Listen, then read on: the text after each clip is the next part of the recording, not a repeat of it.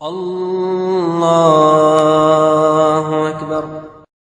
بسم اللہ الرحمن الرحیم۔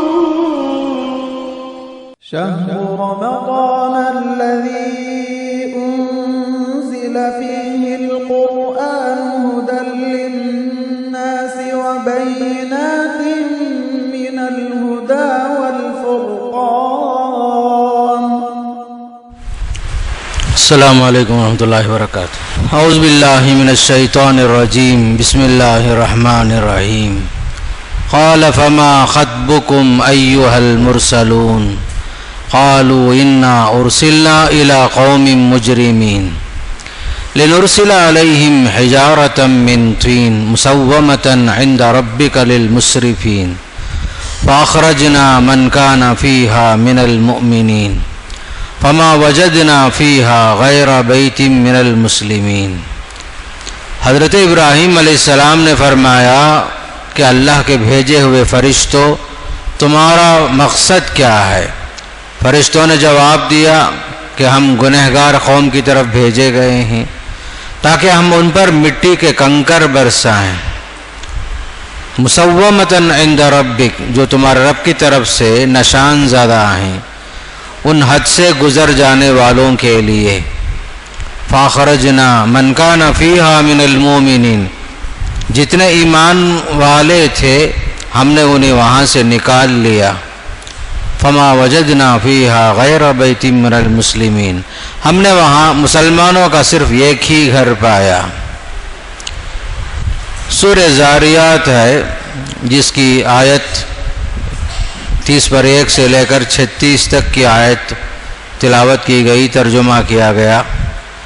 حقیقت میں سورہ زاریات میں اللہ تعالیٰ نے حضرت ابراہیم علیہ السلام کے مہمانوں کا ذکر فرمایا کہ حضرت ابراہیم علیہ السلام کے پاس فرشتے آئے، مہمانوں کی شکل میں، صورت میں، انسانوں کی طرح آئے فرشتے اپنی اصلی شکل میں نہیں آئے، انسانوں کی شکل میں آئے، اور حضرت ابراہیم علیہ السلام کا گھر جو ہے مہمان نواز گھر تھا۔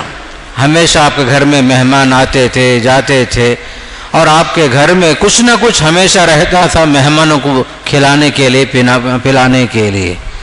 جب فرشتے جو ہے انسانوں کی شکل میں آئے، آ کر کے انہوں نے کہا السلام علیکم، ابراہیم علیہ السلام نے جواب میں وعلیکم السلام کہا۔ پھر کہنے لگے آپ لوگ اجنبی معلوم ہوتے ہیں، اپنے دل میں کہا، زبان سے تو نہیں بولے، دل میں کہا کچھ اجنبی لوگ معلوم ہوتے ہیں، کچھ پہلے سے ہم واقف نہیں ہیں ان لوگوں سے، یہ لوگ جو ہیں خاص کر کے کچھ نئے لوگ معلوم ہوتے ہیں۔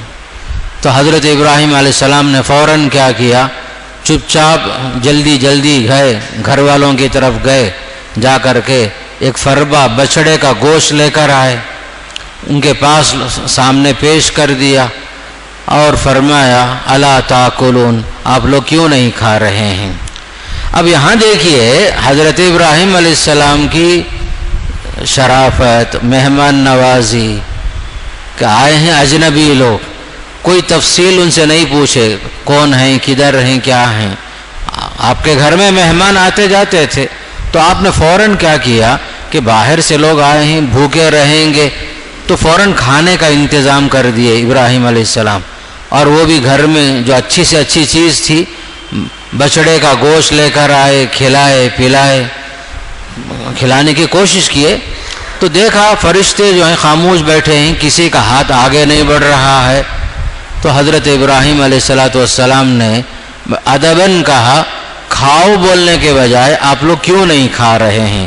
کھاؤ بولے تو آرڈر ہو جاتا، گویا کہ حکم دے جیسا ہوتا، کھاؤ، لیکن آپ نے ایسا نہیں کہا الا تاکلون، آپ لوگ کیوں نہیں کھا رہے ہیں؟ کیا بات ہے، آپ کا ہاتھ آگے نہیں بڑھ رہا ہے؟ تو حضرت ابراہیم کے اندر ایک پریشانی بھی شروع ہوئی، پتہ نہیں کیا قصہ معلوم نہیں، ان کے اندر ایک خوف پیدا ہوا۔ تو فرشتے محسوس کر لیے کہ ابراہیم علیہ السلام پریشان ہو گئے ہیں، فوراً انہوں نے کہا لا تخف، ڈرنے کی ضرورت نہیں ہے، وبشروہ بغلام علیم۔ فرشتے دو مقصد سے آئے تھے، ایک مقصد جو ہے حضرت ابراہیم علیہ السلام کو خوشخبری سنانا تھا، ایک بچے کی خوشخبری سنانا تھا بڑھاپے میں کہ آپ کو ایک بیٹا پیدا ہونے والا ہے، باقاعدہ جو ہے آپ کو اولاد کی خوشخبری سنا ہے۔ اتنے میں گھر والی جو ہے آپ کی بیوی پیچھے کھڑی ہوئی تھی، انہوں نے جو ہے تعجب سے کہا اس بڑھاپے میں بچے کہاں سے ہوں گے؟ میں بھی بوڑھی ہوں، میرے شوہر بھی بوڑھے ہو چکے ہیں، بلکہ میں جو ہے بانجھ بھی ہوں، عمر بھی ہو گئی ہے، بچے جننے کے لائق بھی نہیں ہوں۔ تو تعجب ہوا حضرت ابراہیم علیہ السلام کی بیوی کو۔ تو حضرت ابراہیم علیہ السلام کو فرشتوں نے تسلی دے کر کہا یہ تمہارا رب کا فیصلہ ہے، یہ ہو کر رہے گا، ہمارا آنے کا مقصد دو ہے، ایک تو یہ ہے کہ ہم آپ کو خوشخبری سنا رہے ہیں بچے کی، دوسرا کام جو ہے جب حضرت ابراہیم نے سوال کیا کہ آپ لوگ جو ہے کھائے بھی نہیں پیے بھی نہیں صرف خوشخبری سنا کر جانا چاہتے ہیں، آپ کا آنے کا مقصد کیا ہے؟ قال فما خطبکم، آنے کا مقصد کیا ہے؟ تب انہوں نے کہا اللہ نے ہمیں دو کام کے لیے بھیجا ہے، ایک خوشخبری سنانا ہے آپ کو، جاتے جاتے آپ کے بھتیجے لوط علیہ السلام کی بستی کو تباہ و برباد کرنے کے لیے اللہ ہمیں بھیجا ہے۔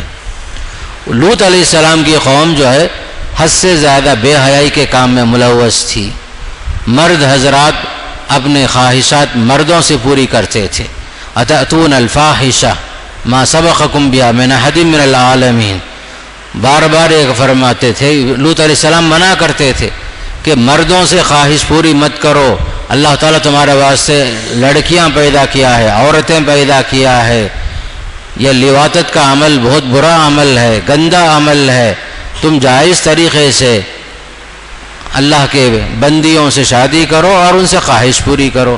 قوم سننے تیار نہیں تھی، حضرت لوط علیہ السلام کو انہوں نے جھٹلایا، نتیجے میں انہوں نے فطرت کو الٹ دیا، قوم لوط نے فطرت کے طریقے کو الٹ دیا، مرد جائز خواہشات عورت سے کرنے کے بجائے جو فطرت کا تقاضا ہے مردوں سے خواہشات پوری کرنے کی کوشش کرتے تھے، بے حیائی کا ارتکاب کرتے تھے، محفلوں میں ہوا خارج کرتے تھے، بے حیائی کا باقاعدہ جو ہے آخری انتہا کو پہنچ گئے تھے۔ آخر کار اللہ کا غضب سامنے آ گیا، فرشتے بھیجے گئے، خوبصورت نوجوانوں کی شکل میں آئے، وہ لوگ سمجھے چلو بھائی ہمارے لیے کچھ اور موقع ملا ہے، کچھ نئے مہمان آ گئے ہیں، تو حضرت لوط علیہ السلام کو پریشان کرنے لگے، دروازہ مارنے لگے۔ جب فرشتے آ گئے حسین و جمیل نوجوانوں کی شکل میں، حضرت لوط بہت پریشان ہو کر بولے اے میری قوم کے لوگوں، ہؤلائی بناتی ہن اطہر لکم، میری قوم کی بچیاں ہیں ان سے شادی کر لو، یہ بہتر ہے تمہارے واسطے۔ سننے تیار نہیں تھے۔ حضرت لوط علیہ السلام کی پریشانی کو دیکھ کر فرشتوں نے کہا لوط یا لوط انا رسول ربک لن یصلوا الیک، ہم تمہارے رب کے پیغامبر ہیں، یہ لوگ آپ کے پاس قریب پہنچ نہیں سکتے۔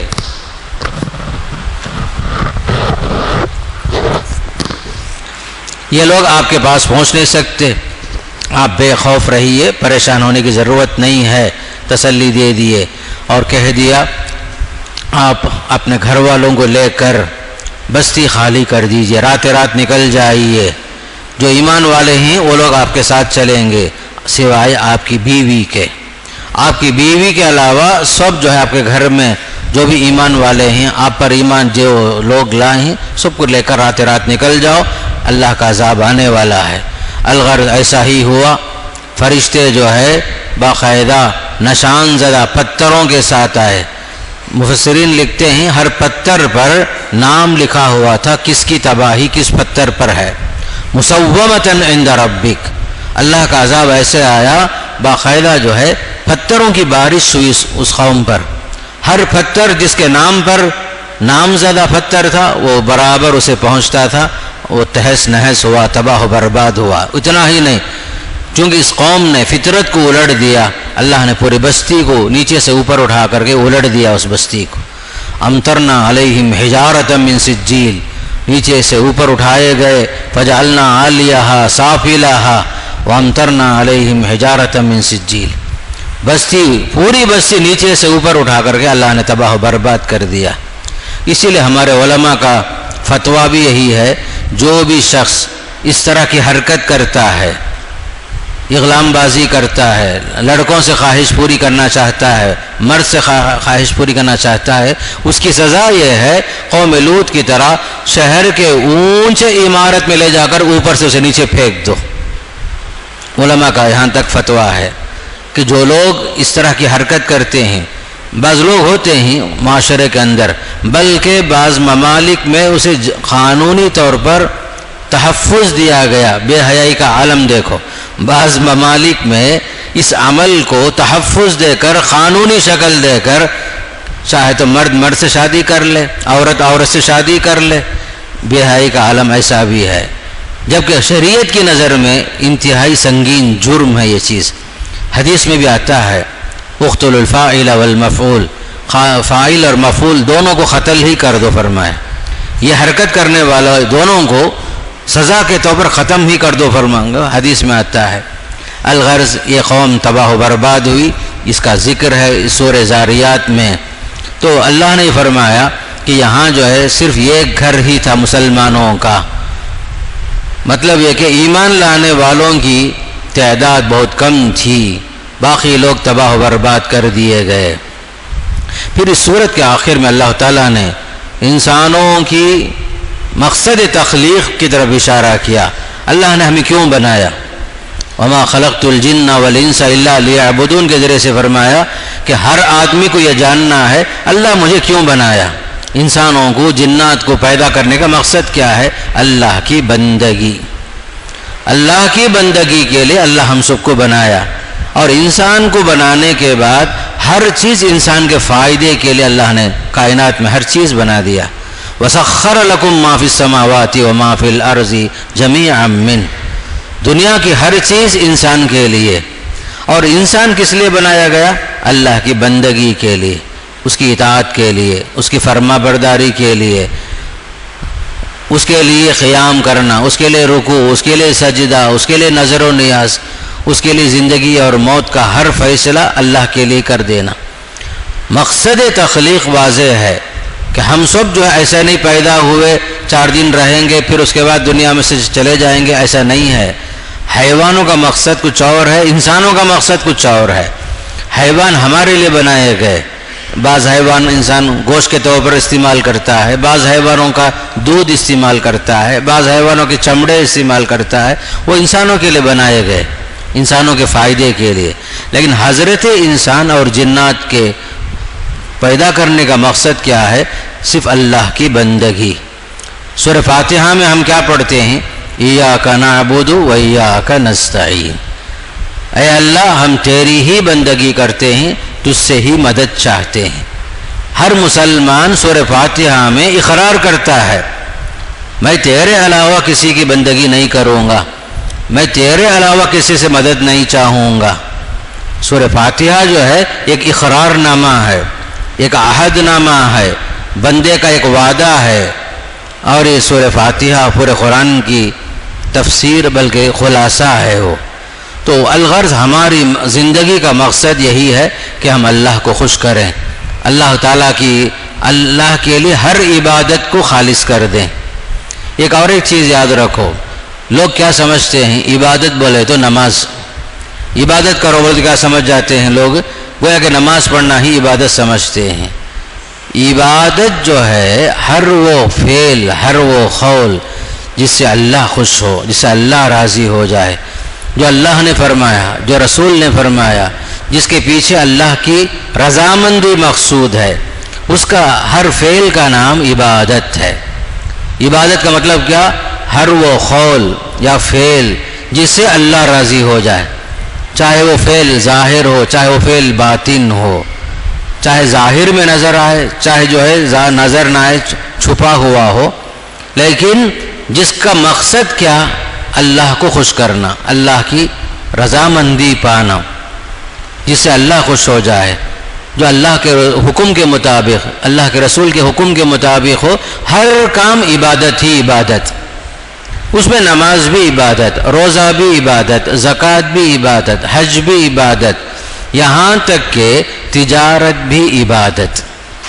تجارت جو آپ کرتے ہیں وہ بھی عبادت، بیوی بچوں کے لیے آدمی محنت کرتا ہے وہ بھی عبادت، یہاں تک کہ نکاح بھی عبادت، آپ شادی کرتے ہیں اپنی بیوی سے جائز خواہشات پوری کرتے ہیں وہ بھی عبادت ہے۔ مومن کا سونا بھی عبادت، مومن کا کھانا پینا اٹھنا بیٹھنا ہر کام جو اللہ اس کے رسول کی مرضی کے مطابق ہو، شریعت کے مطابق ہو، سب عبادت ہی عبادت، شریعت سے ہٹ کر نہ ہو۔ ہاں بعض مرتبہ آپ یہ سمجھ لے کہ عبادت کا مطلب یہ ہے کہ میں رات بھر جاگتے رہوں گا، سال بھر جو ہے راتوں میں سونے سے آدمی انکار کر دے، یہ عبادت نہیں ہے۔ اگر کوئی شخص اس طرح کہتا ہے میں رات میں سونا ہی چھوڑ دوں گا، کوئی بولتا ہے کہ میں سال بھر روزہ رکھوں گا، کوئی کہتا ہے کہ میں اللہ کی عبادت کے واسطے شادی ہی نہیں کروں گا، یہ سب اسلام نہیں ہے۔ جیسا کہ 3 صحابی اللہ کے نبی کی خدمت میں حاضر ہوئے، گھر میں آپ موجود نہیں تھے، حضرت عائشہ صدیقہ رضی اللہ عنہا سے پوچھے ہمارے نبی کا حال کیا ہے، عبادتوں کا حال کیسا ہے؟ تو حضرت عائشہ صدیقہ نے بتایا اللہ کے نبی صلی اللہ علیہ وسلم لمبی لمبی نماز بھی پڑھتے ہیں، نفل روزے رکھتے ہیں، اور جو ہے تہجد بھی پڑھتے ہیں، بیوی بچوں کا حق بھی ادا کرتے ہیں۔ اللہ کے رسول کی عبادتوں کو دیکھ کر کے وہ تینوں صحابی کے دل میں خیال آیا ہمارا تو کچھ ہے ہی نہیں ہے، اللہ کے رسول کا معاملہ کہیں اور ہے، ہمارا معاملہ کچھ اور ہے۔ تینوں نے ایک ایک فیصلہ کر لیا، ایک صاحب بولے رات میں سوؤں گا ہی نہیں، ایک صاحب بولے سال بھر روزہ رکھوں گا، اور ایک صاحب بولے شادی ہی نہیں کروں گا۔ بعد میں ان کے جانے کے بعد اللہ کے رسول تشریف لائے، بعد میں جو ہے حضرت عائشہ نے بتایا لوگوں نے اس طرح کہا ہے، تو اللہ کے نبی صلی اللہ علیہ وسلم نے سب کو جمع کیا، صحابہ کو جمع کر کے بولے سنا کچھ لوگ آئے تھے یہ بات بول کر گئے ہیں۔ پھر آپ صلی اللہ علیہ وسلم فرمایا دیکھو میں جو ہے رات میں سوتا بھی ہوں، تہجد بھی پڑھتا ہوں، روزہ رکھتا بھی ہوں، روزہ چھوڑتا بھی ہوں، نفل روزے، شادی کرتا ہوں، بیوی بچوں کا حق بھی ادا کرتا ہوں، یہی میرا طریقہ ہے، یہی میری سنت ہے۔ فمن رغب عن سنتی فلیس منی، جو آدمی میرے راستے پر نہیں ہے وہ جو ہے گویا کہ جو آدمی میرے طریقے کو چھوڑ دیا، اعراض کر لیا، وہ میری امت کا نہیں ہے فرما دیا۔ دین جو ہے ساری چیزوں کا نام ہے، عبادت جو سب کچھ ہے، سونا بھی عبادت، بیوی بچوں کا ادا کرنا بھی عبادت، بزنس کے لیے جانا بھی عبادت، نوکری کرنا بھی عبادت۔ کیوں؟ اللہ تعالیٰ کے حکم کے مطابق زمین میں چلو پھرو، روزی تلاش کرو، بچوں کو کھلاؤ پلاؤ، سب کس کا حکم؟ اللہ کا حکم۔ تو مومن کا پورا کام، مومن کی زندگی کا ہر کام عبادت ہی عبادت۔ اگر کوئی شخص مستقل سونا ہی چاہتا ہے تو یہ عبادت نہیں ہے، سونا بھی جاگنا بھی، رات میں سونا، پھر جو ہے بیوی بچوں کا بھی حق ادا کرتے ہوئے صبح ہی اٹھ کر اپنا کام سے کام دیکھتے ہوئے جانا باہر۔ زمین میں چلتے پھرتے ہر کام مومن اللہ اس کے رسول کی مرضی کے مطابق کرتا ہے تو سب عبادت ہے۔ وہ اللہ کے حکم کے مطابق، شریعت کے مطابق جو بھی کام کریں گے اسی کا نام عبادت۔ تو 5 وقتہ نماز پڑھنے کا نام ہی عبادت نہیں ہے، بلکہ عبادات کے ساتھ ساتھ زندگی کا ہر کام شریعت کے مطابق کرنے کا نام ہی عبادت۔ عبادت جو ہے وسیع مفہوم کے ساتھ ہے، تو اللہ تعالیٰ ہمیں کیوں بنایا؟ اس کی شریعت پر عمل کرنے کے لیے۔ یہ بات خاص کر کے سورہ زاریات میں اللہ نے خصوصی طور پر فرمایا، جو مقصد تخلیق جو ہے انسانوں کے لیے ہے وہی جنات کے لیے بھی ہے۔ کل بھی بات آئی تھی جنات کے بارے میں، جو مقصد انسانوں کو بنانے کا ہے وہی مقصد جنات کو بنانے کا بھی ہے، تاکہ دونوں جو ہے اللہ کی بندگی کریں، اللہ کی عبادت کریں۔ پھر سورہ طور میں اللہ تعالیٰ نے قسمیں کھائی، فرمایا والطور وکتاب مستور فی رق منشور والبیت المعمور والسقف المرفوع والبحر المسجور ان عذاب ربک لواقع۔ فرمایا قسم ہے طور کی، لکھی ہوئی کتاب کی قسم جو جھلی کے کھلے ہوئے ورق میں ہے، اور آباد گھر کی قسم، اونچی چھت کی قسم، بھڑکائے ہوئے سمندر کی قسم، یقیناً آپ کے رب کا عذاب واقع ہونے والا ہے۔ تقریباً 6 چیزوں کی قسمیں کھائی گئی۔ طور کی قسم، وہ پہاڑ ہے جہاں موسیٰ علیہ السلام حضرت موسیٰ علیہ السلام اللہ سے ہم کلام ہوئے تھے۔ جبل طور پہاڑ پر ہی اللہ تعالیٰ نے موسیٰ علیہ السلام سے کلام کیا تھا، بات کیا تھا۔ اس پہاڑ کی قسم، طور سینا کہتے ہیں اسے۔ پھر اسی طریقے سے کتاب مستور کی قسم، یعنی لکھی ہوئی کتاب، جسے قرآن مجید ہے جو لوح محفوظ میں ہے۔ پھر اسی طریقے سے فی رقم منشور، جو جھلی کے کھلے ہوئے ورق میں ہے۔ مطلب یہ ہے پہلے شروع میں قرآن جو ہے چمڑے پر لکھا جاتا تھا، کاغذات نہیں تھے وہ زمانے میں، چمڑے کے اوپر لکھتے تھے، ہڈیوں کے اوپر لکھتے تھے، کھجور کے تنے کے اوپر قرآن لکھتے تھے۔ آج یہ قرآن جو ہمارے سامنے ہے، اللہ کا لاکھ لاکھ شکر ہے، بہترین پرنٹ، بہترین کاغذ، بہترین جلد کے ساتھ موجود ہے۔ جب قرآن نازل ہو رہا تھا اس وقت کاغذات موجود نہیں تھے، چمڑے کے اوپر لکھتے تھے، ہڈیوں کے اوپر لکھتے تھے، کھجور کے تنے پر لکھتے تھے۔ صحابہ کرام قرآن کی حفاظت ایسے کیے تھے وہ زمانے میں، اسی کی قسم کھائی گئی۔ پھر بیت معمور کی قسم کھائی جا رہی۔ بیت معمور کون سی؟ بیت معمور سے مراد وہ گھر ہے جو 7ویں آسمان میں ایک عبادت خانہ ہے جو فرشتوں کے لیے مخصوص ہے۔ 7ویں آسمان پر کعبۃ اللہ جو زمین میں انسانوں کے لیے ہے، فرشتوں کے لیے ایک عبادت خانہ بنایا گیا ہے جس میں فرشتے عبادت کرتے ہیں۔ وہ گھر کا حال یہ ہے، روزانہ 70,000 فرشتے اللہ کی عبادت کرتے ہیں۔ یہ ایک بار موقع مل گیا فرشتوں کو، سیکنڈ ٹائم دوبارہ موقع نہیں ملتا۔ اس سے خود سمجھ جاؤ فرشتوں کی تعداد کا حال کیا ہوگا۔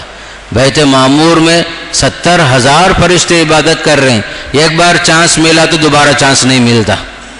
اس گھر کی قسم جو بالکل آسمان میں 7ویں آسمان میں ہے فرمایا۔ پھر اس چھت کی قسم، یعنی مراد آسمان ہے جسے اللہ تعالیٰ نے محفوظ طور پر رکھا، بغیر ستون کے بنایا، بغیر دیوار کے قائم کر دیا اللہ تعالیٰ آسمان۔ ان 6 چیزوں کی قسم کھانے کے بعد یہ فرمایا جا رہا ہے یقیناً آپ کے رب کا عذاب واقع ہونے والا ہے، اللہ کا عذاب۔ اور اسی طرح بھڑکائے ہوئے سمندر کی قسم فرمایا۔ اس سے مراد وہ پانی ہے جو زیر عرش ہے، جس سے قیامت والے دن بارش نازل ہوگی فرمایا، جس سے مردہ جسم زندہ ہو جائیں گے۔ بعض لوگ کہتے ہیں اس سے مراد سمندر ہے، ان میں قیامت والے دن آگ بھڑک اٹھے گی، سمندر میں آگ بھڑک اٹھے گی فرمایا۔ سمندروں میں بھی جو ہے آگ ہے، دیکھنے میں پانی ہے، اللہ کی عجیب قدرت ہے۔ ابو داؤد کی ایک حدیث ہے، اللہ کے نبی نے فرمایا ان تحت البحر نارا وتحت النار بحرا، سمندر کے نیچے آگ ہے، اس آگ کے نیچے پھر سمندر ہے۔ 1400 سال پہلے اللہ کے نبی نے فرمایا سمندر کے نیچے آگ ہے، آگ کے نیچے پھر سمندر ہے۔ آج دنیا تحقیق کرتی ہے تو سمندروں کے نیچے پیٹرول نکل جاتا ہے، سمندر کے نیچے پیٹرول ہے، بلکہ ہمارے علماء یہاں تک لکھے ہیں کہ سمندر میں عین سمندر بیچ میں جو ہے آگ لگ جاتی ہے۔ یہ منظر بھی لوگوں نے دیکھا۔ قرآن جو کہتا ہے بھڑکائے ہوئے سمندر کی قسم، گویا کہ وہاں نیچے آگ ہے۔ قیامت سے پہلے سمندر میں بھی جو ہے آگ جو ہے اللہ پیدا کر دے گا، اور حقیقت ہے باقاعدہ تحقیقات کی روشنی میں سمندر کے نیچے باقاعدہ پیٹرول ڈیزل وغیرہ جو اللہ تعالیٰ نیچے رکھا ہے، جب خود اللہ کے نبی نے فرما دیا۔ الغرض 6 چیزوں کی قسمیں کھا کر کے اللہ نے بتایا تمہارے رب کا عذاب یقیناً واقع ہو کر رہے گا، اس میں کوئی شک نہیں ہے۔ عذاب واقع ہو کر رہے گا، قیامت قائم ہو کر رہے گی، نافرمانوں کے لیے سزا یقینی ہے۔ اب 6 چیزوں کی جو قسمیں کھا گئی اللہ تعالیٰ جو ہے جس چیز کی چاہے وہ قسم کھاتا ہے، اپنے مخلوقات میں سے جس کی چاہے قسم کھائے۔ کبھی قرآن کی قسم کھایا، کبھی زمانے کی قسم کھایا، کبھی فجر کی قسم، کبھی عصر کی قسم، کبھی رات کے وقت کی قسم، اور یہاں جو ہے جبل طور کی قسم، کتاب مستور کی قسم، بیت معمور کی قسم۔ خلاصہ یہ ہے مخلوقات میں سے اللہ جس کی چاہتا ہے اس کی عظمت اور اس کی اہمیت کو سامنے رکھ کر قسم کھاتا ہے۔ مخلوق کے لیے حکم کیا ہے؟ قسم کھانا ہے تو صرف اللہ کی قسم، اللہ کے علاوہ کسی کی قسم کھا نہیں سکتے، نہ باپ کی قسم، نہ ماں کی قسم، نہ بچوں کی قسم، نہ سر کی قسم۔ کیا کیا قسمیں لوگ کھا لیتے ہیں۔ حدیث میں آتا ہے من کان حالفا فلیحلف باللہ، قسم ہی کھانا ہے اللہ کی قسم کھاؤ، بس قسم کھانا ہے، ضرورت پڑی تو آپ اللہ کا نام لے کر قسم کھاؤ، کسی اور چیز کی قسم مت کھاؤ۔ بلکہ یہاں تک فرمایا اپنے باپ کی قسم بھی نہیں کھا سکتے، نہ ماں کی قسم کھا سکتے، قسم جو ہے صرف اللہ کی۔ قرآن میں اللہ تعالیٰ مخلوقات کی قسم کھایا بول کر آپ نہیں کھا سکتے، جبل طور کی قسم بول کر آپ نہیں بول سکتے۔ اللہ نے اہمیت کے پیش نظر اپنے مخلوقات میں سے جس کی چاہے وہ قسم کھائے، اسی لیے ہمیں حکم دیا گیا من کان حالفا فلیحلف باللہ، جس کو قسم ہی کہنا ہے اللہ کی قسم کھائے یا خاموش ہو جائے بس۔ الغرض قرآن میں کئی باتیں اللہ نے بتائی کہ قیامت سے پہلے ایسا بھی ہوگا کہ جو لوگ نافرمان لوگ ہیں جہنم کی طرف دھکے مار مار کے لے جائے جائیں گے۔ یوم یدعون الی نار جہنم دعا، باقاعدہ جو لوگ جمع کیے جائیں گے، دھکے مار مار کے لے جائے جائیں گے، وہاں ان کے عمل کے حساب سے تقسیمات ہوگی۔ وسیق الذین کفروا الی جہنم زمرا، جماعت در جماعت، فوج در فوج، لوگ جمع کیے جائیں گے ان کے اعمال کے حساب سے۔ لیکن یہ خوشخبری یہ بھی دی گئی سورہ طور میں، جو لوگ ایمان لائے ان کے بچے بھی ایمان کے ساتھ چلے، عمل کے ساتھ چلے، قیامت کے دن اللہ تعالیٰ ان سب کو، ان کے فیملی کو اللہ ملا دے گا۔ والذین آمنوا واتبعتهم ذریتهم بایمان الحقنا بهم ذریتهم، خوشخبری ہے، ماں باپ اگر نیک ہیں، صالح ہیں، بچے بھی نیک ہیں، صالح ہیں، اللہ سب کو ایک فیملی کو قیامت کے دن ملا دے گا۔ باقاعدہ جو ہے اللہ کا وعدہ ہے ایمان اور عمل کے ساتھ۔ اگر ایمان اور عمل نہیں ہے تو دنیا میں ہی باپ الگ بیٹا الگ ہو جاتا ہے، جیسے نوح علیہ السلام ایک طرف ہو گئے، بیٹا ایک طرف ہو گیا، لوط علیہ السلام ایک طرف، ان کی بیوی ایک طرف، نوح علیہ السلام ایک طرف، ان کی بیوی ایک طرف۔ جہاں ایمان اور عمل نہیں ہے وہاں رشتے کام نہیں آتے، ایمان اور عمل سے ہی رشتے بھی قائم رہیں گے۔ ایمان اور عمل نہیں ہے تو رشتہ بھی ختم ہو جائے گا۔ قرآن میں اللہ نے صاف فرمایا فَإِذَا نُفِخَ فِي الصُّورِ فَلَا أَنْسَابَ بَيْنَهُمْ، سور پھونکا جائے گا، نسب سب ختم، نہ بیٹا باپ کو دیکھے گا، نہ باپ جو بیٹے کو دیکھے گا، بلکہ ہر ایک دوسرے کو دیکھ کر بھاگنا شروع کر دیں گے۔ کہیں ایسا نہ ہو کچھ نیکی کوئی مانگ لیا تو کیا ہوگا، بیٹا باپ کو دیکھ کر بھاگے گا، باپ بیٹے کو دیکھ کر بھاگے گا، بلکہ مجرم یہ چاہے گا پوری دنیا کی ساری چیز اس کے قبضے میں ہو، وہ سب دے کر کے اپنی جان چھڑا لے۔ یود المجرم لو یفتدی من عذاب یومئذ ببنی وصاحبتی واقعی، بچوں کو، بھائی کو، بیوی کو، سب کو دے کر اپنی جان بچانے کی کوشش کریں گے قیامت کے دن۔ یہ یاد رکھو، آج انسان جس بیوی بچے کے لیے مرتا ہے، کل وہی انسان اپنی جان بچانے کے لیے ہر چیز فدیے میں دینے تیار، میری جان بچ جائے بس، میرا بیٹا گیا، میری بیوی گئی، میرا بھائی، کسی کی مجھے پرواہ نہیں ہے، میں بچ گیا تو بس کافی ہے۔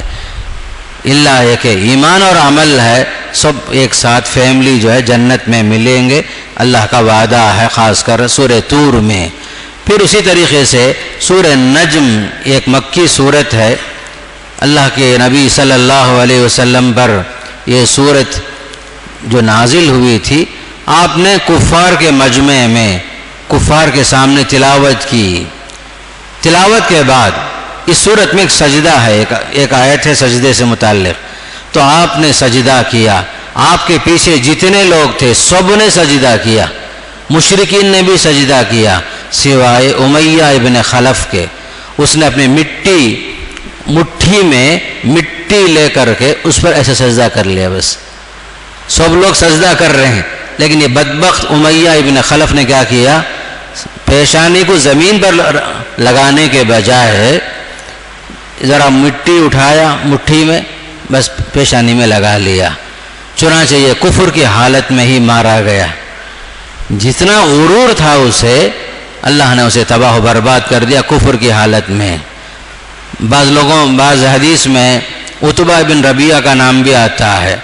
الغرض حضرت زید بن ثابت فرماتے ہیں میں نے سورت کی تلاوت آپ کے سامنے کی، آپ نے اس میں سجدہ نہیں کیا. کبھی آپ نے سجدہ بھی کیا، کبھی آپ نے سجدہ بھی نہیں کیا. قرآن کے سجود کا حکم مستحب ہے.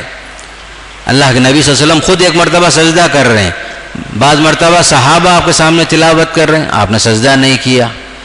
تو حکم جو ہے مستحب ہے. کبھی اگر کوئی آدمی سجدہ کر لیا کبھی نہیں کیا تو اسے گنہگار نہیں ہوتا. تو گویا کہ حکم استحباب کا ہے، فرض نہیں ہے. کبھی چھوٹ بھی جائے تو کوئی حرج نہیں ہے. الغرض اس صورت میں اللہ کے نبی صلی اللہ علیہ وسلم نے جبریل امین کو دیکھنے کا ذکر آتا ہے. اللہ کے نبی صلی اللہ علیہ وسلم کو اللہ کے نبی نے حضرت جبریل کو اصلی شکل میں 2 بار دیکھا. ایک واقعہ وہ ہے جب شروع میں وحی نازل ہو رہی تھی مکے میں، اللہ کے نبی صلی اللہ علیہ وسلم نے جبریل امین کو اصلی شکل میں دیکھا 600 پر کے ساتھ. جبریل امین کی اصلی شکل کیا ہے؟ 600 پر، سر اٹھا کے دیکھتے ہیں پورا آسمان کا کنارہ گھیر لیے ہیں. ایک واقعہ یہ تھا. دوسرا واقعہ جب اللہ کے نبی کو معراج پر لے کر گئے تھے جبریل امین، سدرہ منتہا تک جب پہنچے تھے، وہاں آپ صلی اللہ علیہ وسلم نے جبریل امین کو اصلی شکل میں دیکھا 2 مرتبہ. اس کا ذکر آپ کو سورہ نجم میں باقاعدہ ملتا ہے. الغرض یہ سورہ نجم ایک اہم صورت ہے مکی صورتوں میں. اس میں اللہ کی قدرتوں کا ذکر ہے. اللہ کی ذات وہ ہے جو ہنسانے والی بھی وہی، رلانے والی بھی وہی، دینے والی بھی وہی، روکنے والی بھی وہی. اللہ تعالیٰ کی ذات سب کچھ وہی ہمارے لیے. افرأیت الذی تولی وآتى قلیلا وأکدى اعنده علم الغیب فهو یری ام لم ینبأ بما فی صحف موسیٰ. آگے چل کے فرمایا هو الذی اضحک وابکى وانه امات واحیا. موت دینے والا بھی وہی، زندگی دینے والا بھی وہی، ہنسانے والا بھی وہی، رلانے والا بھی وہی، سب کچھ وہی ہمارے واسطے. اور ایک خاص بات سورہ نجم میں بتائی گئی وَأَن لَيْسَ لِلْإِنسَانِ إِلَّا مَا سَعَىٰ. انسان کو وہی ملے گا جو اس نے دنیا میں عمل کیا، محنت کیا، کچھ نیکیاں جمع کر لیا. آپ کو وہی ملے گا جو آپ نے یہاں پر، جیسے کہ آپ کی حیثیت ایک کسان کی ہے. کسان زمین میں جو بوتا ہے وہی فصل کاٹتا ہے. ایسا تو نہیں ہو سکتا کہ آپ جو ہے گنے کے لیے فصل تیار کیا ہوں آپ کو بادام اور اخروٹ مل جائے. ایسا تو نہیں ہوتا. آپ نے جو بیج بویا ہے اسی کا ثمرہ آپ کو ملتا ہے. قرآن یہی کہتا ہے ہر آدمی کو اس کا جو عمل جو دنیا میں جو کیا ہے اسی کا نتیجہ اسے ملے گا. ہر انسان کو اس کی نیکی جو بھی اس نے کیا دنیا میں اس کا ثمرہ اس کا پھل ملے گا. فَمَن يَعْمَلْ مِثْقَالَ ذَرَّةٍ خَيْرًا يَرَهُ. جو بھی آپ بھلائی کریں گے رائی کے دانے کے برابر یقیناً اس کا اجر ملے گا. وَمَن يَعْمَلْ مِثْقَالَ ذَرَّةٍ شَرًّا يَرَهُ. رائی کے دانے کے برابر برائی کرے ہیں برابر اللہ کے سامنے سب کچھ حساب و کتاب ہوگا. کوئی چیز چھوٹے گی نہیں. آپ چاہیں گے یا نہ چاہیں ہر چیز ریکارڈ میں آ گئی ہے. ہر چیز ریکارڈ میں آ گئی. انسان تعجب سے بولے گا قیامت کے دن ما لہذا الکتاب. یہ اعمال نامہ عجیب و غریب ہے. لا یغادر صغیرۃ ولا کبیرۃ الا احصاها. میں کیا کیا کیا نہیں کیا سب کچھ محفوظ ہے. چھوٹا عمل بڑا عمل سب جو ہے ریکارڈ میں محفوظ ہے. عجیب و غریب کتاب ہے. تعجب کرے گا انسان. آج کے زمانے میں تعجب کرنے کی ضرورت نہیں. آپ کے سامنے ویڈیو ہے، آڈیو ہے، سب کچھ ریکارڈ میں محفوظ ہے. آپ کے علم کے بغیر بھی کیمرے ایسی جگہ میں رکھے جاتے ہیں آدمی کو معلوم بھی نہیں ہوتا کہاں ہے کیمرہ. پین میں کیمرہ آ جاتا ہے, بٹن میں کیمرہ سسٹم. جب انسان کا یہ عمل ہے تو اللہ تعالیٰ کا نظام کیسا ہے ذرا سوچ کے دیکھو. کوئی بھی چیز چھوٹے گی نہیں, اللہ صاف صاف صاف بتا دے گا.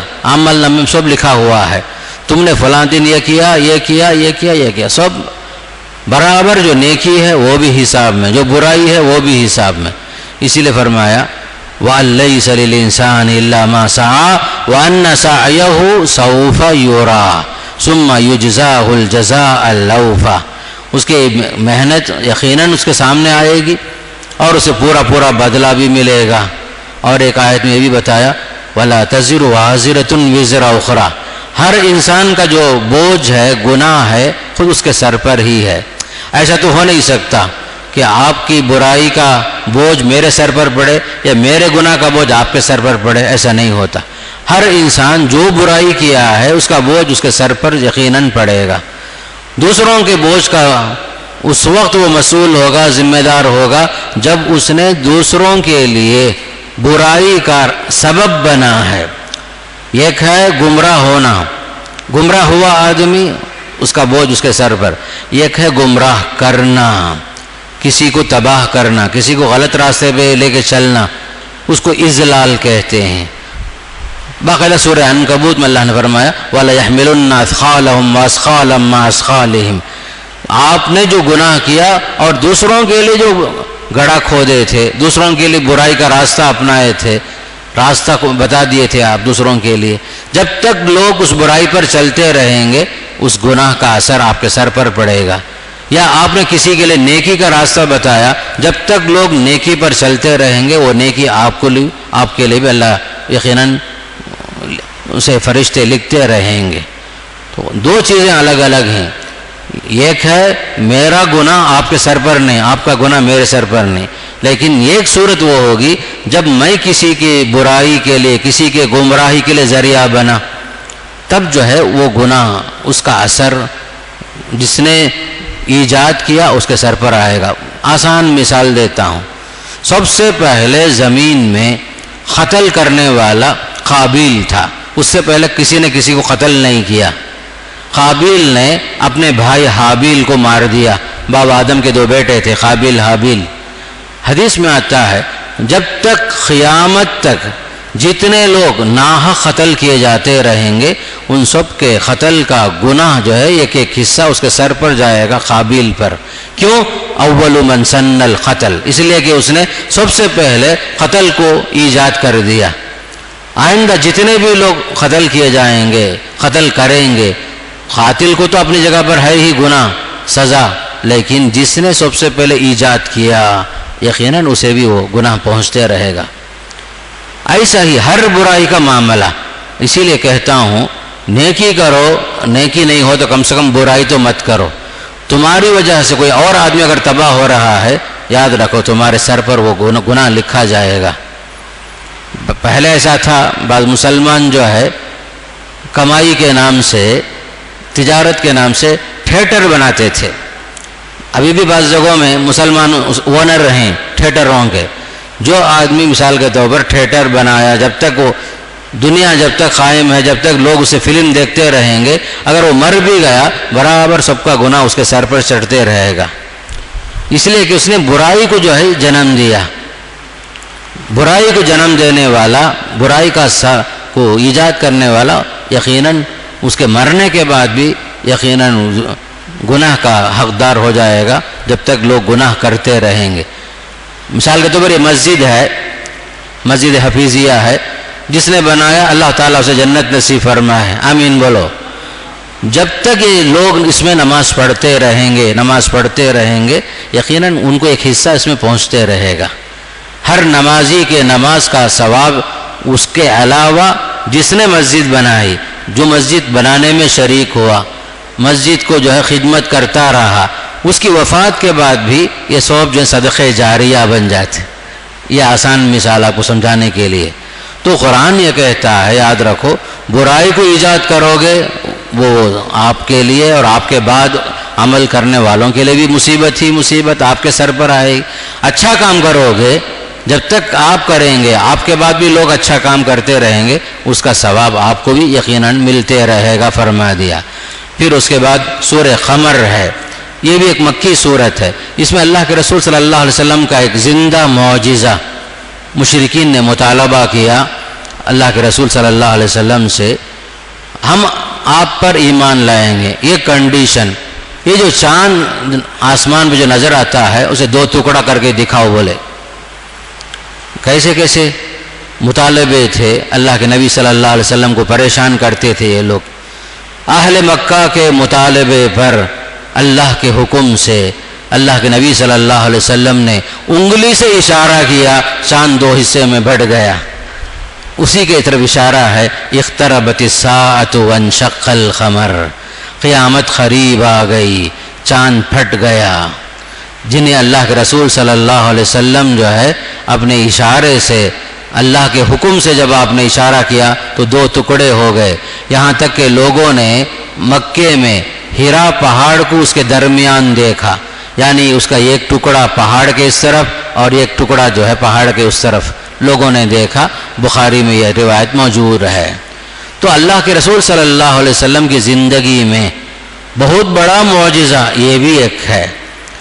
آپ کے نبی ہونے کی سب سے بڑی دلیل کفار کے مطالبے پر اللہ کی مدد سے، حکم الہی سے معجزہ جو ظاہر ہوا، آپ نے اشارہ کیا، چاند 2 ٹکڑے میں بڑھ گیا۔ اس کے باوجود جو ہے وہ لوگ ایمان نہیں لائے، بس اللہ کے رسول کو تنگ کرنا، مذاق اڑانا، آپ کو عاجز کرنا، یہ مقصد ہوتا تھا ان لوگوں کا۔ آپ کے زمانے میں یہ واقعہ پیش آیا، بلکہ جو ہے متواتر صحیح حدیثوں سے ثابت ہے کہ باقاعدہ چاند 2 حصے میں بٹ گیا تھا۔ کتنے معجزات تھے ہمارے نبی کے، سفر میں تھے صحابہ، 30 سے زائد تھے صحابہ کرام، نماز کا وقت آ گیا، وضو کرنے پانی نہیں، بڑی مشکل سے 1 لوٹا پانی موجود تھا، صحابہ پریشان ہو کر اللہ کے نبی سے بولے، یا رسول اللہ نماز کا وقت ہے، پانی نہیں ہے، وضو کرنا ہے۔ پیارے نبی صلی اللہ علیہ وسلم نے جو موجود لوٹا تھا اس میں اپنا مبارک ہاتھ ڈال دیا۔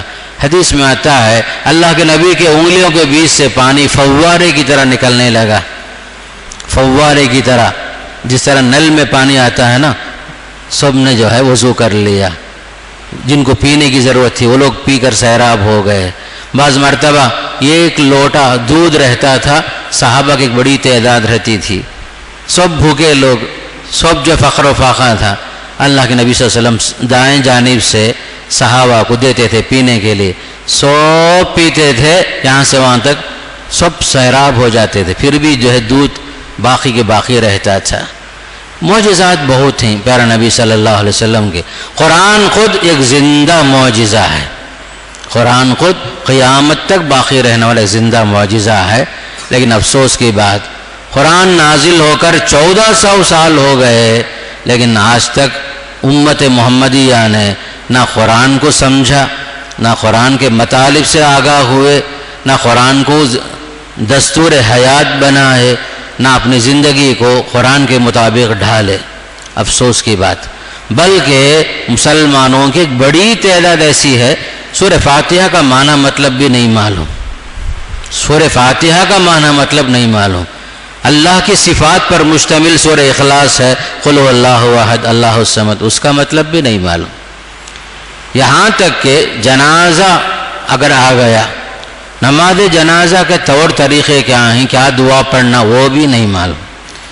کتنا افسوس مقام ہے۔ دیکھو لوگ کیا سمجھ گئے، جنازہ پڑھانے واسطے بھی مولوی صاحب ہیں، نکاح پڑھانے واسطے بھی مولوی صاحب کا کام نہیں وہ سب ہی، بلکہ ہر مسلمان کے اندر اتنی معلومات ہو، باپ جو بیٹے کا جنازہ پڑھائے، بیٹا باپ کا جنازہ پڑھائے، باپ اپنے بیٹی کا نکاح خود پڑھائے، مولوی صاحب کا کام نہیں ہو۔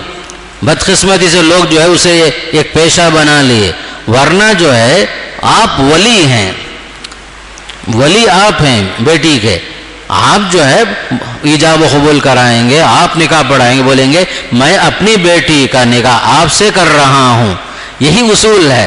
بدقسمتی سے کیا ہے، امام صاحب، شیخ صاحب، فلاں صاحب بول کر کے ان کو بٹھا لیتے، میں ان کی طرف سے وکیل بن کر میں جو آپ کا نکاح پڑھا رہا ہوں۔ آپ کو وکیل کون بنا ہے؟ چونکہ یہ جو ہے باپ کو نہیں معلوم، نکاح کا طریقہ نہیں معلوم، جنازے کا طریقہ نہیں معلوم، وضو کا طریقہ نہیں معلوم، الا ماشاء اللہ۔ مسلم قوم جو ہے ان پڑھ ہی ہے آج تک بھی، الا ماشاء اللہ۔ جو کام اسے خود کرنا ہے وہ کام خود سے نہیں کرتی، سب کام مولوی صاحب کے اوپر، مولوی صاحب کے اوپر۔ ایک زمانہ ایسا بھی تھا، مرغی ذبح نہیں کرتی تھی ہماری قوم، مولوی صاحب کو تلاش کرو۔ بکرا ذبح کرنا ہے، مولوی صاحب کو تلاش کرو۔ مرغی ذبح کرنا ہو تو مولوی صاحب، بکرا ذبح کرنا تو امام صاحب کو پکڑو۔ یہ سب چلتا تھا، بلکہ حدیث کے مطابق ہر مسلمان اپنا ذبیحہ اپنے ہاتھ سے ذبح کرنا، یہاں تک کہ عورتیں عہد نبوت میں ابو ایوب انصاری رضی اللہ تعالیٰ عنہ کی بیٹیاں قربانی کے جانور اپنے ہاتھ سے ذبح کرتی تھی۔ آج کا حال دیکھو، اس زمانے کا حال دیکھو۔ ہم لوگ جو ہر چیز میں سمجھتے ہیں کہ یہ کام میرا نہیں ہے، میرا نہیں ہے، میرا نہیں۔ مسلم جو ہے اپنے دینی کام میں ہر چیز میں وہ خود آگے بڑھ کر کرنا۔ ہر مسلمان کے اندر اتنی معلومات ہو، نماز جنازہ، خاص کر کے نماز، صلاۃ الخوف، ضرورت پڑی تو فرض نماز، ضرورت پڑی تو اذان، یہ سب چیزوں میں ہمیشہ تیار رہنا۔ ہر مسلمان اتنا معلومات ضرور رکھے، کسی کا محتاج نہ ہو۔ خطبہ جمعہ کا معاملہ ہے، باقاعدہ ہر محلے میں ایسے علماء موجود ہوں کہ آپ کو باہر سے بلانے کی ضرورت نہ پڑے۔ ہر معاشرے میں، محلے میں سے لوگ تیار رہنا چاہیے۔ الغرض بات چل رہی تھی اللہ کے رسول کے معجزے کے بارے میں، قیامت قریب آ گئی، چاند 2 حصوں میں بٹ گیا۔ پھر اس صورت کے اندر اللہ تعالیٰ نے بار بار فرمایا وَلَقَدْ يَسَّرْنَا الْقُرْآنَ لِلذِّكْرِ، ہم نے قرآن کو آسان کر دیا ہے۔ کوئی نصیحت حاصل کرنے والا قرآن بار بار پوچھتا ہے، ہم نے قرآن آسان کر دیا، پڑھنا آسان، سمجھنا آسان، سمجھانا آسان، اس پر غور و فکر کرنا آسان، اس کے مطابق اپنے عملی زندگی کو ڈھالنا آسان۔ ہر لحاظ سے قرآن کو اللہ آسان کر دیا ہے، لیکن سوال یہ ہے فَهَلْ مِن مُدَّكِرٍ، ہے کوئی نصیحت حاصل کرنے والا؟ 1400 سال سے ایک سوال ہے۔ قرآن کو ہم نے آسان کر دیا، کوئی مشکل نہیں ہے۔ لوگ کیا سمجھ جاتے ہیں قرآن بول تو مشکل کتاب بول کر، خود اللہ فرما رہا ہے نصیحت حاصل کرنے کے لیے، عمل کے لیے، زندگی کو اس کے مطابق ڈھالنے کے لیے قرآن کو ہم نے بہت آسان کر دیا۔ پھر آگے چل کر کے سورہ رحمان جو ہے اللہ کی نعمتوں پر مشتمل ہے، پوری سورت اللہ کی نعمتوں پر مشتمل۔ سب سے پہلے بطور نعمت جس چیز کو اللہ تعالیٰ ذکر کر رہا ہے، الرحمن علم القرآن۔ رحمان وہ ہے جس نے قرآن سکھایا، تعلیم قرآن۔ سورہ قمر کے ساتھ سلسلہ مضمون ایسے ہی چلتا ہے، یہاں بھی بات قرآن کی۔ نعمتوں میں سب سے بڑی نعمت قرآن کو اللہ نے سکھا دیا ہے آپ کو۔ الرحمن علم القرآن، خلق الانسان علمہ البیان، انسان کو پیدا کیا، اسے بولنا سکھایا، یہ بھی ایک نعمت۔ ذرا سوچ کے دیکھو، جسم سب کچھ صحیح سالم جیسے موجود ہے، لیکن اگر زبان کی صلاحیت نہ ہو، بولنے کی صلاحیت اللہ چھین لے، کیا حال ہوگا ہمارا؟ سب اشاروں کی دنیا چلے گی۔ زبان اللہ دیا، آپ جو ہے اپنے معافی ضمیر ادا کرتے، خوشی کا اظہار کرتے، مطالبہ آپ کا ہوتا، کچھ پڑھتے ہیں، پڑھاتے ہیں، سیکھتے ہیں، سکھاتے، سب کچھ بیان ہی بیان۔ اللہ نے بولنا سکھایا۔ جانوروں کو کچھ بھی نہیں آتا، بولنے کی صلاحیت نہیں ہے ان کے اندر۔ انسان کو اللہ بولنے کی صلاحیت جو دیا، بہت بڑی نعمت۔ آپ اپنی معافی ضمیر ادا کرتے ہیں، سر میں درد ہے وہ بھی بول دیتے، آپ کاٹا چبھا وہ بھی بول دیتے، بھوکا ہے آدمی وہ بھی بول دیتا، پیاسا ہے وہ بھی بول دیتا۔ یہ سب اللہ کی بہت بڑی نعمت۔ قوت گویائی، بولنے کی صلاحیت، یہ خود بہت بڑی نعمت ہے۔ اسی لیے اللہ نے فرمایا علم القرآن کے بعد علمہ البیان۔ پھر اس کے بعد سورج، چاند، ستارے، یہ سب اللہ کی نعمتوں کا ذکر آیا۔ ہر چیز اللہ کی نعمت، پھل پھلاریاں، میوہ جات، پانی، ندیاں، نہریں، باغ، چشمے سب کا ذکر آیا یہاں سے وہاں تک، دنیا کی ساری نعمتوں کا ذکر آ کر کے بار بار سوال کیا ہوا، فَبِأَيِّ آلَاءِ رَبِّكُمَا تُكَذِّبَانِ، رب کی کون سی نعمتوں کا آپ جھٹلائیں گے۔ انسان سے بھی ہے سوال، جنات سے بھی ہے سوال۔ اسی لیے اللہ کے نبی جب جنات کے سامنے یہ سورت پڑھے، سورہ رحمان، جنات کیا بولے، لا بشیء من نعم ربنا نکذب فلک الحمد، اللہ کی نعمتوں میں سے کسی نعمت کو ہم نہیں جھٹلاتے، ہر نعمت کا ہم اقرار کرتے ہیں، جنات بولتے تھے۔ اسی لیے اللہ کے نبی نے فرمایا کہ میں نے اس سورت کو جنات کے سامنے پڑھا تو انہوں نے بہترین جواب دیا، کیا بات ہے آپ لوگ خاموش ہیں؟ فرمایا، صحابہ پوچھے کیا بولے جنات، تو آپ نے فرمایا لا بشیء من نعمک ربنا نکذب فلک الحمد، اے اللہ تیری نعمتوں میں سے کسی نعمت کو ہم نہیں جھٹلاتے، ہر قسم کی تعریف تیرے واسطے تیرے واسطے تیرے واسطے۔ جنات جو ہے سمجھتے تھے، جنات عربی زبان سے واقف تھے، عرب میں بھی ہیں، عجم میں بھی، دنیا کے کونے کونے میں جنات موجود ہیں، مسلمان بھی ہیں۔ آپ کو نہیں معلوم ہے، خود آپ کے ساتھ بھی اس مسجد میں یقیناً بیٹھے ہوئے ہوں گے، آپ کو نظر نہیں آئیں گے، دینی مجلسوں میں رہتے ہیں جنات، قرآن اور حدیث کا جہاں درس ہوتا ہے وہاں جنات یقیناً رہتے ہیں، اچھے جنات رہتے ہیں، جنات میں بھی اچھے بھی ہیں برے بھی ہیں، یقیناً اس میں عبادت گزار بھی ہوتے ہیں، نافرمان بھی ہوتے ہیں، ناشکرے بھی ہوتے ہیں، اچھے بھی ہوتے ہیں۔ الغرض یہ صورت انسان اور جنات دونوں سے خطاب کے ساتھ رب کی کوئی نعمت جھٹلانے کے لائق نہیں فرما دیا۔ پھر سورہ واقعہ، یہ سورہ واقعہ جو ہے مکی صورتوں میں سے ہے۔ اللہ کے نبی صلی اللہ علیہ وسلم باقاعدہ سورہ ہود، سورہ مرسلات، سورہ واقعہ، سورہ نبا، ان سب کے بارے میں بولتے تھے، ان سب صورتوں نے مجھے بوڑھا بنا دیا۔ شیبتنی ہود واخواتھا، سورہ ہود اور اس جیسے اور صورتوں نے مجھے بوڑھا بنا دیا، اس لیے کہ اس میں قیامت کا منظر موجود ہے، قیامت کی ہولناکی موجود ہے۔ اللہ کے نبی صلی اللہ علیہ وسلم سے صحابہ بولے یا رسول اللہ آپ بوڑھے ہو گئے ہیں بہت جلدی۔ فرمایا میں کیسے بوڑھا نہ ہوں، مجھے سورہ ہود نے، سورہ واقعہ نے، سورہ مرسلات نے مجھے بوڑھا بنا دیا۔ اس سورت کی ایک فضیلت آتی ہے بعض روایتوں میں، جو آدمی روزانہ رات میں پڑھتا ہے اسے کبھی غریبی فقیری نہیں آتی۔ اس پر ایک واقعہ مذکور ہے، عبداللہ بن مسعود رضی اللہ تعالیٰ عنہ صحابی رسول بیمار ہو گئے، آخری عمر تھی، آخری وقت تھا۔ حضرت عثمان غنی رضی اللہ عنہ امیر المومنین تھے، تیسرے خلیفہ، بیمار پرسی کے واسطے کون آ رہے ہیں؟ امیر المومنین۔ حضرت ابن مسعود کے پاس آئے، پوچھا ما تشتکی، ابن مسعود سے پوچھے کیا بھئی آپ کو شکایت ہے، بولو۔ سمجھ گئے آخری وقت ہے، آخری عمر ہے۔ انہوں نے کہا مجھے کیا شکایت ہے، لوگوں سے کیا لے، مجھے تو شکایت اپنے گناہوں سے ہے، میں ڈرتا ہوں اپنے گناہوں سے۔ صحابہ ہیں، اللہ کے رسول خدمت کیے، بڑی خدمتیں انجام دی، پوری زندگی اسلام کے لیے گزر گئی، آخری عمر میں بول رہے ہیں مجھے گناہوں کا ڈر ہے۔ حضرت عثمان نے پوچھا ما تشتہی، آپ کی کیا خواہش ہے، بولو، آپ کو کچھ خواہش ہے؟ ہر آدمی پوچھتا ہے آخری عمر میں آپ کی کچھ خواہش ہے کیا، یہ وہ سوال حضرت عثمان نے پوچھا۔ جواب میں ابن مسعود نے فرمایا رحمت ربی، مجھے آپ سے کیا لینا کیا دینا ہے، میری خواہش کیا ہے، مجھے رب کی رحمت حاصل ہو جائے۔ امیر المومنین پوچھتے ہیں بولو بھائی کیا تم ہونا کیا، مجھے کیا بھی نہیں بھائی، مجھے خواہش ہے تو صرف اللہ کی رحمت، بس یہی چاہتا ہوں بس۔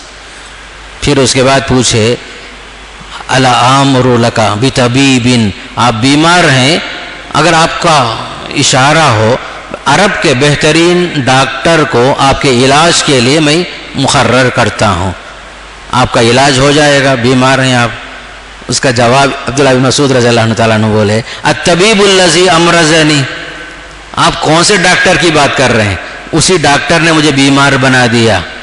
کون وہ؟ الطبیب الذی امرضنی، اسی ڈاکٹر نے مجھے بیمار بنایا۔ کون بھائی؟ اللہ تعالیٰ۔ آپ کیا مجھے میرا علاج کریں گے، بیماری دینے والا بھی اللہ، شفا دینے والا بھی اللہ۔ آپ کیا میرا علاج کریں گے، کیا شفا دیں گے؟ جس کے حکم سے میں بیمار ہوا اسی کے حکم سے میں شفا یاب بھی ہو جاؤں گا۔ آخر کار چوتھا سوال کیا، اچھا بھائی الا آمر لک العطا، امیر المومنین ہیں، ان کے ہاتھ میں عثمان غنی بہت بڑے مالدار آدمی، اللہ خوب دیا، اسلام کے لیے بہت لوٹا ہے، ادھر بیت المال بھی ہے اور خود ان کی تجارت بھی سب کچھ ہے۔ بولے اچھا بھائی اگر آپ چاہتے ہیں تو میں آپ کے لیے کچھ وظیفہ مقرر کر دیتا ہوں، ذرا بولو۔ امیر المومنین پوچھتے ہیں وظیفہ میں آپ کے لیے کچھ آرڈر دے دیتا ہوں، بولیے۔ تو ابن مسعود کیسے صحابت تھے دیکھو، بولے جو ہے اتخشى علی بناتی الفخرہ، عبداللہ بن مسعود کی 4 بیٹیاں تھیں۔ حضرت ابن مسعود نے پوچھا کیا آپ کو ڈر ہے کہ میرے بعد میرے بچیاں فخر و فاخر میں مبتلا ہوں گی، بھوکے مر جائیں گے؟ کیا آپ سمجھتے ہیں ایسا؟ اتخشى علی بناتی الفخر، کیا آپ کو ڈر ہے عبداللہ بن مسعود مر جائے گا تو بیٹیاں بھوکے مر جائیں گے؟ نہیں۔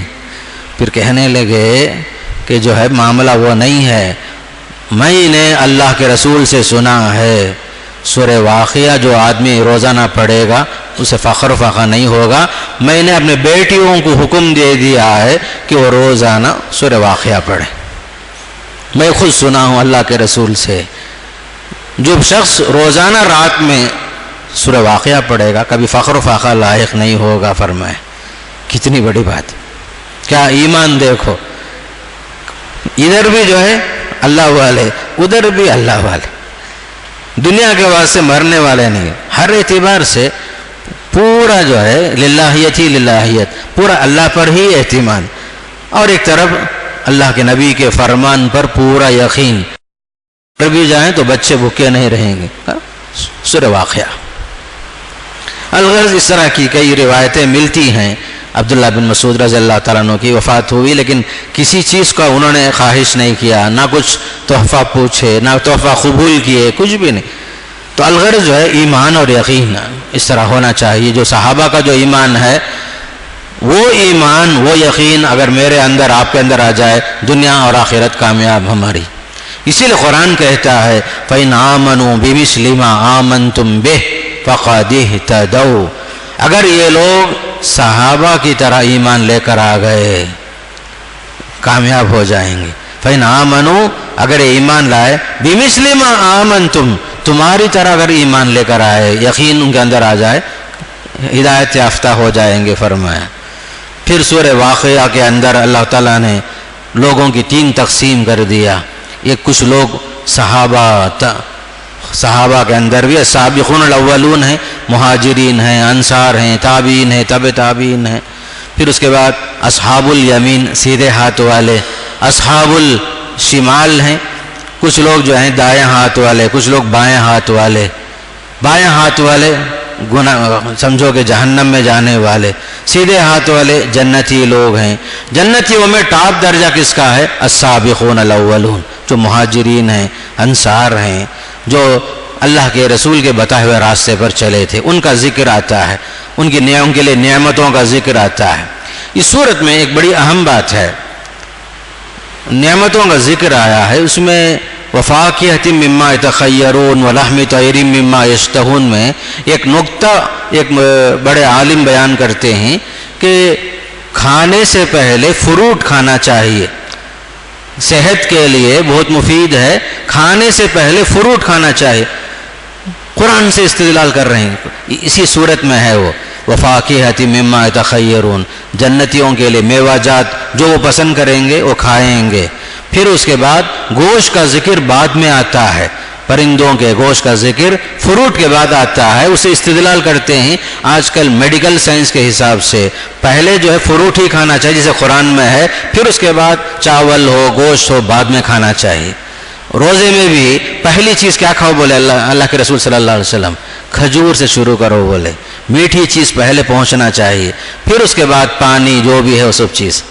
تو ہر آدمی جو ہے کھانے پینے کے معاملے میں قرآن کا انداز دیکھو، جو ترتیب قرآن کا ہے اس کے پیچھے بڑی حکمتیں ہیں۔ نقطہ نکالنے والے، ریسرچ کرنے والے کس انداز سے ریسرچ کرتے ہیں دیکھیے۔ پھر اس کے بعد سورہ حدید کا ذکر ہوا، حدید کے معنی لوہا، اللہ تعالیٰ نے لوہا اتار کر کے فرمایا اس میں تمہارے بہت فائدے ہیں۔ جب سے اللہ لوہا زمین پر اتارا، ہر چیز کے لیے لوہے کا استعمال ہر چیز میں، خود انسان کے جسم میں بھی لوہے کی ضرورت پڑتی ہے، لوہے کے ایک مقدار ضرورت پڑتی ہے۔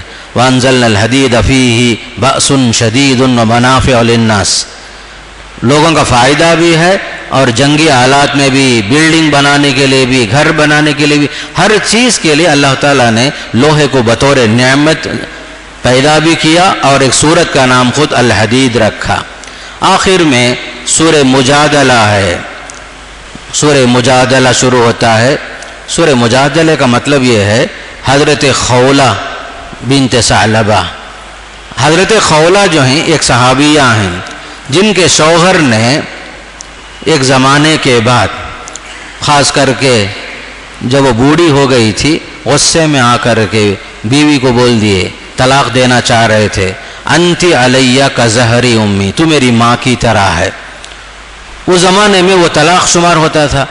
ادھر یہ خولہ رضی اللہ تعالیٰ عنہ بوڑھی ہو گئی ہیں، شوہر غصے میں آ گئے، بول دیے تو میری ماں کی طرح ہے، مطلب ہے کہ تو اپنے گھر چلے جا، میں تجھے طلاق دیتا ہوں۔ حضرت خولہ اللہ کے رسول کے پاس پہنچی، بولی یا رسول اللہ، پوری زندگی میرے شوہر کے ساتھ گزری، اس کے بچے بھی ہیں، پوری زندگی میں اس کے بچوں کو اپنے پیٹ میں سنبھالی، پوری زندگی میری گزری، اب میرا شوہر جب میں بوڑھی ہو گئی ہوں تو کہتا ہے کہ تو میری ماں کی طرح ہے۔ اس وقت اس کا کوئی حل نہیں تھا، حکم نازل نہیں ہوا تھا۔ اللہ کے رسول صلی اللہ علیہ وسلم اس معاملے کو ٹالنا چاہ رہے تھے، بعد میں آؤ دیکھیں گے، کوئی حکم نازل نہیں ہوا۔ حضرت خولہ شکایت کر رہی شوہر کی، اللہ کے نبی کے گھر میں ہی معاملہ چل رہا ہے، حضرت عائشہ صدیقہ رضی اللہ عنہ گھر کے اندر موجود ہیں، ان کو بھی پورا مسئلہ معلوم نہیں ہوا کیا قصہ بول کر۔ اتنے میں 7 آسمان سے اوپر اللہ تعالیٰ حضرت خولہ کی شکایت سن لیا۔ خولہ رضی اللہ عنہ کی شکایت سن کر کے حکم نازل کیا، وہ ہے قسم اللہ خول التی تجادلک فی زوجہا، اللہ نے اس عورت کی بات کو سن لیا جو اپنے شوہر کے بارے میں آپ سے جھگڑا کر رہی تھی، شکایت کر رہی تھی اللہ سے۔ آیت نازل ہوئی، جو لوگ بیوی کو کہتے ہیں کہ تو میری ماں کی طرح ہے، ان کے لیے کفارہ دینا ہے، غلام آزاد کرنا پڑے گا۔ غلام نہیں آزاد کر سکا، 60 دن روزہ رکھنا پڑے گا، وہ بھی نہیں ہوا، 60 مسکین کو کھانا کھلانا پڑے گا۔ یہ آیت نازل ہوئی۔ اللہ کے نبی صلی اللہ علیہ وسلم گھر میں تھے، سنا دیا معاملہ۔ حضرت عائشہ فرماتی ہیں میں اسی گھر میں ہوں، میں بات پوری سمجھی بھی نہیں، سنی بھی نہیں برابر، لیکن اللہ نے 7 آسمان کے اوپر سے حضرت خولہ کی شکایت کو سن لیا، آیت نازل ہو گئی۔ کیسی عورتیں تھیں، کیسا ایمان تھا ان کا، اس کا حل ہونا چاہیے۔ یہ کون سا انصاف ہے؟ پوری زندگی عورت جو ہے شوہر کے خادمہ بن کر رہے، اس کے بچوں کی ماں بن کر رہے، جب چاہے شوہر کہے کہ تو میری ماں کی طرح ہے۔ حرام بولنے کے واسطے یہ الفاظ کیسے بول سکتا ہے؟ برابر آیت نازل ہو گئی۔ ایک زمانہ گزر گیا ہو، اللہ کے رسول کی وفات ہو گئی، ابوبکر صدیق رضی اللہ تعالیٰ عنہ 2.5 سال خلیفہ رہے، پھر اس کے بعد عمر فاروق رضی اللہ عنہ خلیفہ بنے۔ حضرت عمر جا رہے تھے گلی میں، ایک عورت آئی، راستے میں روک لی، بہت دیر تک بات چیت کرتی رہی، حضرت عمر خاموش سنتے رہے۔ بعد میں صحابہ بولے جو ساتھ میں تھے حضرت عمر سے، کیا ایک بوڑھی عورت کے واسطے آپ گلی میں اتنے خود وہاں کھڑ گئے نا؟ آپ بہت دیر تک آپ سے بات کرتی تھی، آپ کو کھڑا کر کے بات کری نہ انہیں، ایسا ہو جو ہے لوگ کچھ انداز سے بولے۔ حضرت عمر بولے معلوم کیا وہ کون عورت بول کر؟ وہ عورت ہے جس نے اللہ تعالیٰ کے رسول کے پاس اپنے شوہر کی شکایت کی، 7 آسمان سے اللہ تعالیٰ اس کی شکایت سن لیا۔ عمر کون ہوتے ہیں اس کے لیے تھوڑا وقت نہیں نکال سکتا، ایسی عورت ہے وہ جس کی شکایت اللہ نے 7 آسمان کے اوپر سے سن لیا۔ کیا عمر تھوڑی دیر کھڑ نہیں سکتا اس کے واسطے؟ تو ایسی عورتیں تھیں باقاعدہ جو ہے اللہ والیاں، ان کے لیے جو ہے بڑے بڑے صحابہ جو ہے عین گلی میں بھی کھڑے ہو جاتے تھے ان کی بات سننے کے واسطے. جب ایمان اور یقین ہو، عمل صالح ہو، ہر آدمی جو ہے دنیا میں بھی محبوب ہوتا ہے، اللہ کے پاس تو ہوتا ہی ہے. یہ اہم چیز ہے خاص کر کے. پھر اس کے بعد سورہ حشر ہے. سورہ حشر بھی ایک مدنی سورت. اس سورت میں بنو نذیر ایک یہودی قبیلہ تھا جنہوں نے اللہ کے رسول کو قتل کرنے کی سازش کی. آپ کو بٹھا کر کے آپ ایک کسی کام سے گئے تھے اس قبیلے کے پاس، قبیلہ بنو نذیر کے پاس گئے، کسی کا معاملہ تھا، وہ خون کا معاملہ تھا، فدیے کا معاملہ تھا. تو اللہ کے رسول کو بٹھا کر کے پیچھے سے وہ لوگ چٹان گرا کر کے اللہ کے نبی کو ختم کرنے کی کوشش کر رہے تھے. اتنے میں وحی نازل ہوئی. اللہ کے نبی صلی اللہ علیہ وسلم وہاں سے جلدی ہٹ گئے، وہاں سے نکل گئے. پھر آپ آنے کے بعد صحابہ کو لے کر جہاں یہودی آباد تھے بنو نذیر، اس بستی کا محاصرہ کیا گیا.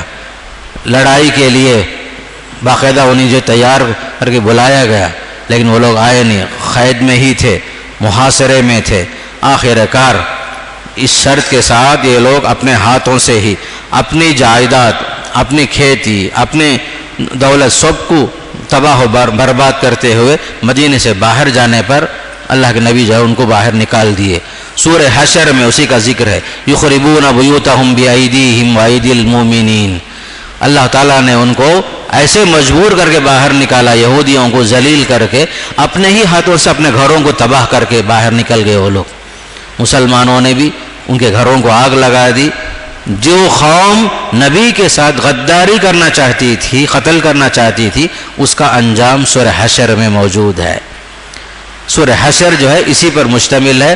بنو نذیر پر جو عذاب دنیا کے اندر ہی جلاوطنی کی شکل میں آیا، اس کا تذکرہ سورہ حشر میں موجود ہے.